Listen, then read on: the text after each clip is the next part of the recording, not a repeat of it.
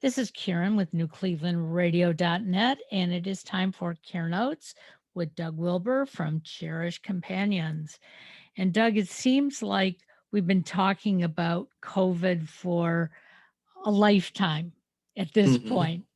Yeah, Um, 2 and lifetimes. yeah, and about a month or so ago, um, I was pretty convinced that we were sort of like seeing the light at the end of the tunnel. Right. But I was listening to the news last night, and it seems like there's some dark clouds coming over us. Yeah, I would say that there are some significant clouds. It looks like we're going into a 4th wave of the virus. And here's why. The Delta variant, which has hit in different places, including India and England, has gone from being just a small percentage of the type of coronavirus that's in our country to now becoming the dominant. So, it's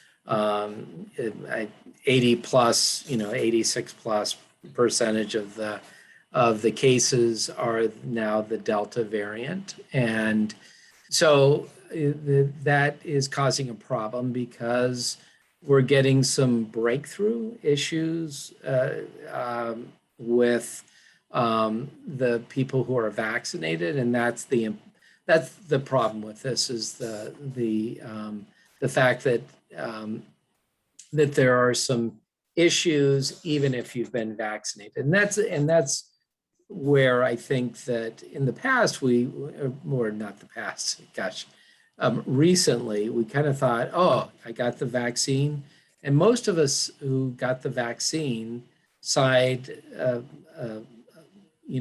sigh of relief and said, I'm taken care of. I can kind of live life more normally.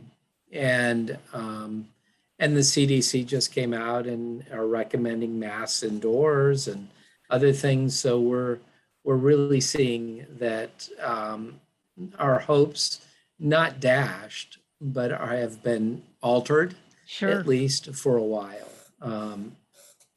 I know that the Delta variant, I'll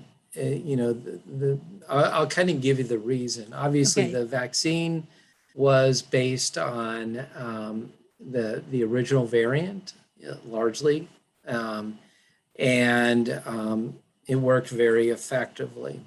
Um, and then, as the virus is not smart, but it is very adaptive. And so it's seemingly smart, where it can start going in different directions and end around some of the things that we've done to stop that.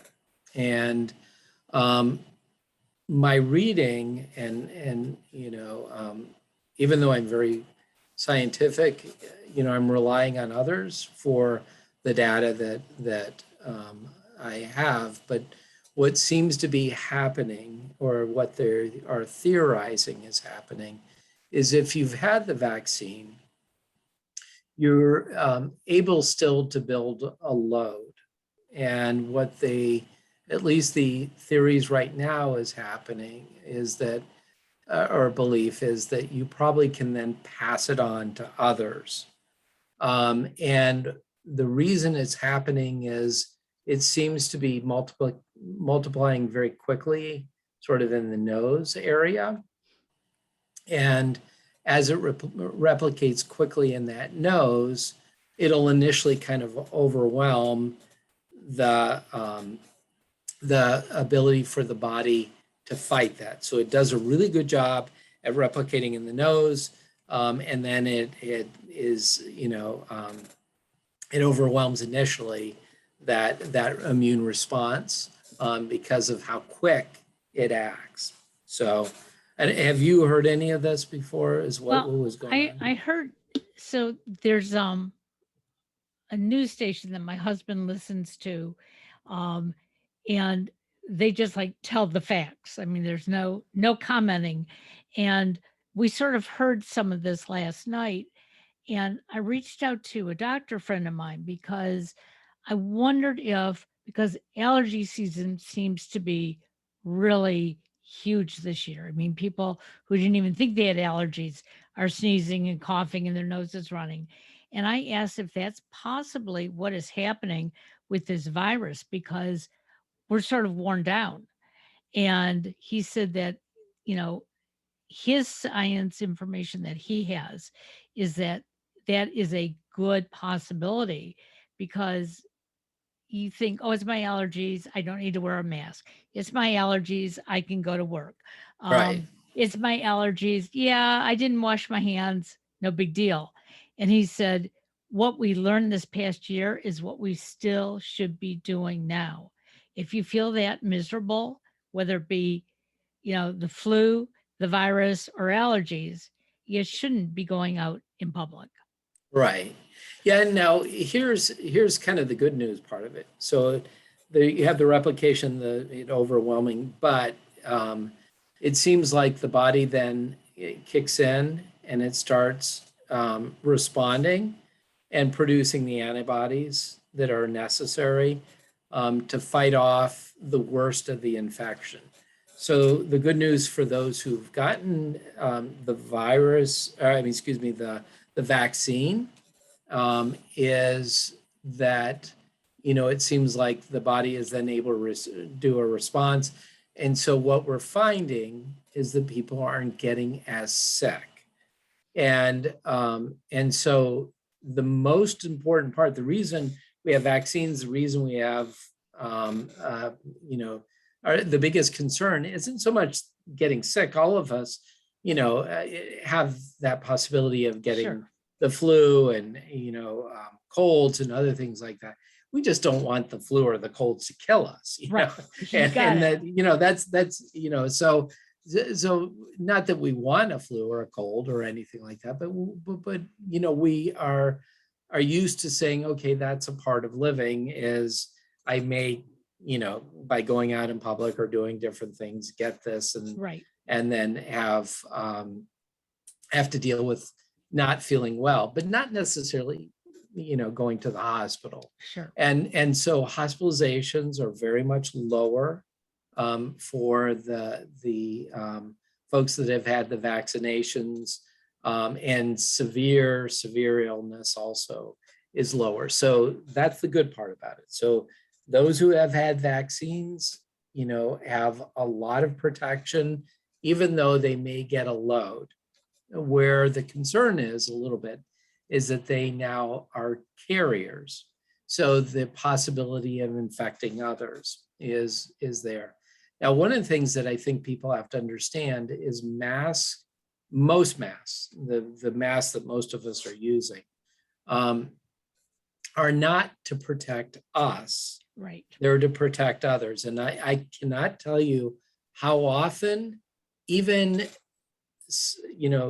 physicians and people that I hear will kick into and forget that when they're doing it.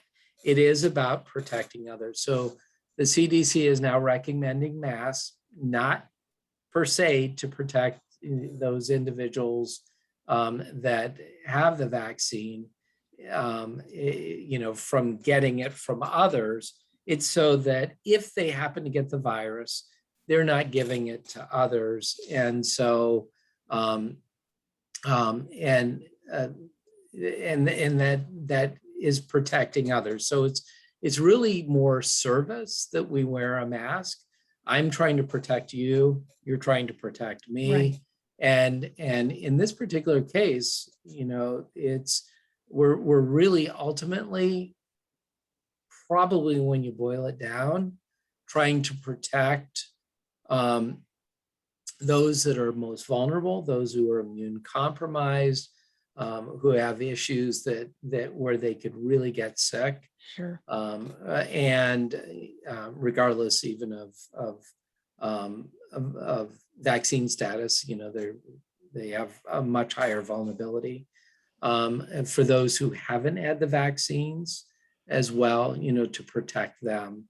And so that's really the reason for the mask and the reason why the CDC has said it. I'm not defending what the CDC is saying. I'm not doing it. I'm explaining what it Sure. is and why they're Absolutely. doing that, and so ultimately it's kind of community safeguards, and they're recommending it for inside. Now, I will say one last thing about this particular variant and why it's become a problem is because the variant is much, much more contagious. So if in the past, I think on average, if you had the virus and you went out, your chances are you probably gave that to 3 other people. Okay. And, unknowingly, unwittingly, you gave it to 3 other Sure. people. Now, with this new variant, you've given it to 6 other people. So you've basically at least doubled the how viral, or Right. how contagious it is a better way of saying it.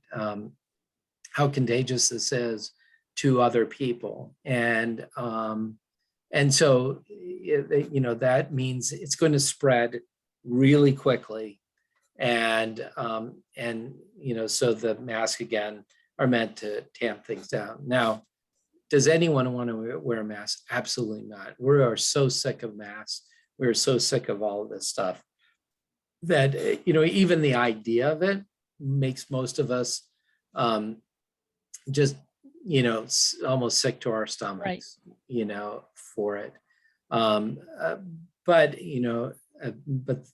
the CDC is asking for it, and that's the reason why they're asking for it. So hopefully that brings some clarity for folks, and that how contagious it is. The other thing I think people, there's kind of an interesting thing in Israel. They've been able to do a lot of studies, and so what they're finding is that with the vaccine, and I think with the Pfizer vaccine, the rate of infection, drops pretty significantly the further away you are from the vaccine. So you had a lot of protection, fairly early on, and then it drops off in efficacy in protecting, not from the hospitalization, I think that's still true or whatever, but from, sort of your ability to kind of ward off getting the infection in the first place, fairly significantly over time. So I think it drops down into the 40 percentile range if, after a certain period of months. Now in England, it's different. So it's still in the 80s as far as percentile, even as you move away about the same amount of time that was in Israel. And I'm just mentioning this because you kind of say, well, what's the difference? Well, the difference appears to be that in Israel, they did it like we've done in the United States, which is that we would get the vaccine, the 2 vaccines back to back, basically, I think 4 weeks apart. I think 4 to 6 weeks. In Israel, or excuse me, in England, it was much longer. So what they are thinking is the body starts building up the immune response, and then you get the second one, and he is able to build up even more. So it seems like that part of it is that distance in the shot 1 to shot 2, or vaccine 1 to vaccine 2, is affording a lot more and longer protection for people than what we are probably going to see in the United States. So we're probably more likely to see a bigger kick up than England has had in the way the virus is, or the number of people that are impacted by the virus. Now they're talking about the possibility of a booster. Um, and, I've heard a number of people say, I'm not going to take any more, and I know it's a personal choice, but at the same time, if you are putting yourself in a position where you could stay healthier with that booster, you could keep the people around you safer. It just, to me personally, seemed like a good idea. Um, I know my son, he had all of his, both of my boys had all their vaccinations when they were little. And both of them, even though they had the vaccine, they both got the measles, they both got the chicken pox, and they both got the mumps. Um, but they were very mild cases. So when I go back and look at that, I say to myself, you know, I didn't give them the vaccine so they'd get sick. I gave them the vaccine to help protect them from getting a bad case. And I'm just wondering, has the CDC really shared that with us, to the point that people can actually understand it? My view is the CDC, the government, has done a horrible job at communication. I think, and and yeah, they've just done a really bad job at communicating. So I think that really people understanding the why is very low. And then you add on top of it that we have a heritage in our country of don't tell me what to do. Yeah. And that is part of our heritage. And so the one of the problems that I think has happened is this thing has become political as well. And you add on that natural thing within our country of don't tell me what to do. I need to make my own informed choice, but not necessarily giving the information so Right. that people can make good choices. And certain communities that have historically had mistrust Right. of things like vaccines because of bad things that have gone on in those communities, and where there is some logical reason why someone would be suspicious and not necessarily trust that things are going to be good, and you really just kind of have a little bit of a mess, Yep. and so and that is something that I think as a country we have to sort through and work out and do, and hopefully get much better at in general, where we can build trust. But that's a larger thing than what we can set, Right. Exactly. help with in this podcast. But it is my opinion, and that we have to learn and grow from this, while respecting people's rights and liberties and other things. And what I do believe, though, is that ultimately there are going to be things that are going to come from this and the fourth wave, and that is going to be that you're going to find, well, the government already is starting to mandate things. So they're mandating workers.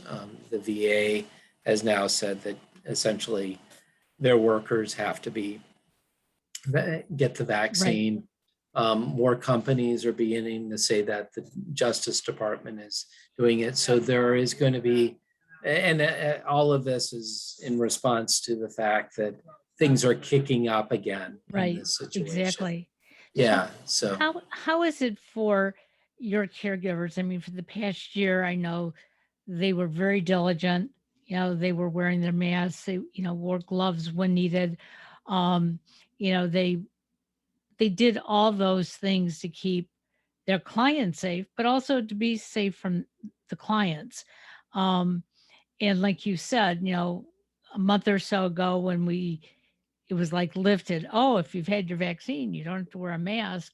A lot of us, including myself, got so excited that I stopped wearing it um, until last weekend. uh, Whenever I would meet with a client, I would put it on and I would explain, I'm keeping you safe. Yeah. Never said it in any other way. And a couple of them looked at me like, are you ill? And I said, not that I know of, but I'm just going to keep you safe. And that was appreciated. So is that what your caregivers are doing as well? Yeah. So we never lifted our mask um, mandate for our clients, Okay. and I mean for our caregivers, excuse me, working with our clients, that they are still, according to our policy, supposed to be wearing their mask and acting in a protective manner. So we're continuing on with that.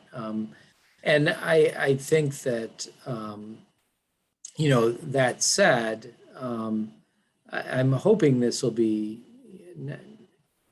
it's going to kick up before it goes down. Right. But like the last waves, it will go up and down, for it. And and fortunately, most of our clients have gotten vaccinated. And so for that reason, if they happen to get that, or or if they were to infect someone that had a vaccine, or who had been vaccinated, both of them are not likely to get really, really sick. And that's the good part about this. The population is very vulnerable and is largely protected in most circumstances. Um, and that's good. We do know that the masks worked well and our mitigation steps worked very well. So we still quiz our people, for every shift. They've had different things like that. So we have not lifted the basic things that we did before, in order, because we knew that we weren't totally out of the woods. Sure. And we've been watching things actually really closely. And one of our concerns has been this Delta variant. Sure. So we knew that there was a possibility that that could kick up. And so we were trying to do our part in preventing that kick up, with it. But this too will pass. We know that at some point in time, we'll get over this. And I know, again, that not what to deal with this now. And frankly, it's maddening for it. The one thing we're armed with is a lot more knowledge than we had before, and a lot more protection for most people in this situation. And then, people, I think, are largely, have the information that they can gather as to whether, if they had foregone taking the shots before, whether they should be taking the shots now, or vaccines now, and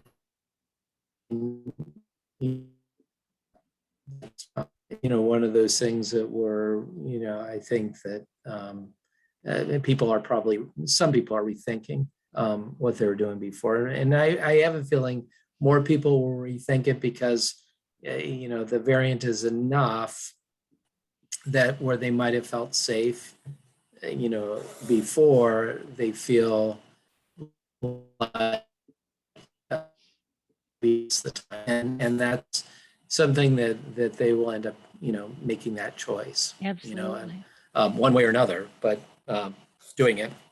We do know those with the vaccine, though, have pretty extensive protection, but they can pass it. Absolutely. So, yeah. Well, So we have some choices to make, and hopefully we'll make the right choices. Like I said, I don't like wearing the mask, but I know when I should wear it. Yeah. And I don't want to assume that it's just my allergies because maybe it's something more. So, um, Yeah, I will tell you this, that this last year, I've heard more people say things like, I think it's just allergies, yeah, and really inappropriate situations yeah, like, "Oh, I thought it was just allergies, but I lost my sense of smell." yeah. Oh, Oh, yeah, I don't think it's allergies. yeah. Well, I lost my sense of smell before COVID for other reasons. So sometimes it's difficult for me to like, you know, am I sick or not sick? But if I'm in doubt, I don't go out around crowds of people. I go outside, I take my walk, I do the things that I can do close to home, and so far, as far as I know, I haven't infected anybody. But I did get my vaccine, and I'm going to be as safe as possible. And I know that you're all doing the right thing at Cherished Companions. Yeah, and in the end,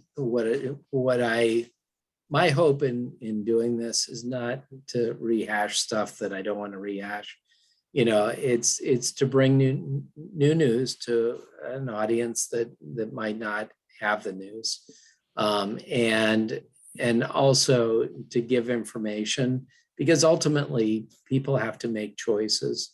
And one of the choices might be, should I go out or should I not go out? If I do go out, what do I need to do? If you understand what's going on and why, the rationale is, people, not that every person makes the right choice every time, but if people are armed with the information and they make personal choices that based on real information, not on false information, they are going to be much more likely to make good choices that and make good risk assessment for themselves or their loved ones. So that's what that's sort of what we can do, and then the rest of it comes down to people saying, okay, this makes sense for me, whatever this is. So, Absolutely. but I appreciate the time. Thank you very much. And again, this is Care Notes with Doug Wilber from Cherished Companions. And we'll talk to you all next month. Have a great day. Bye, everyone.